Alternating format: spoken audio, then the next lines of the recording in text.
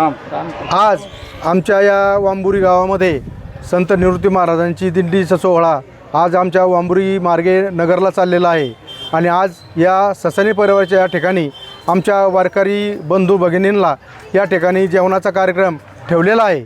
मी श्री संत सावता महाराज प्रतिष्ठान वांबुरीचा उपाध्यक्ष म्हणून श्री सर्जेराव गोपीनाथ राऊत, निवृत्त मुख्याध्यापक, जिल्हा परिषद प्राथमिक शाळा मोकळहोळ, आमचा राऊत परिवार आणि ससानी परिवार आमचं हे 45 वर्षाचं स्नेहाचं नातं आहे। यामध्ये आमचे जे थोरले बंधू आहेत दिलीपराव ससाने, जे ज्येष्ठ बंधू आहेत, कनिष्ठ बंधू आहेत आमचे रमेशराव ससाने, आणि जे आमचे तृतीय आमचे जे बंधू आहेत चंद्रकांत ससाने, यांच्या परिवाराने दरवर्षी या ठिकाणी आपल्या या संत निवृत्ती महाराज सोहळ्यासाठी या ठिकाणी जेवण दिलं जातं।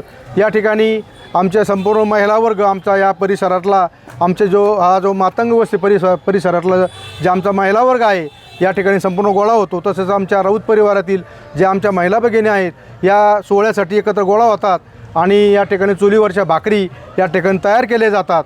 त्यानंतर या ठिकाणी खमंग अशी या ठिकाणी शेंगोरे आमटी असते, ती आमटी तयार केली जाते आणि ती सर्व वारकऱ्यांना या ठिकाणी वाटप करून त्यांना जेवणाचा आस्वाद दिला जातो।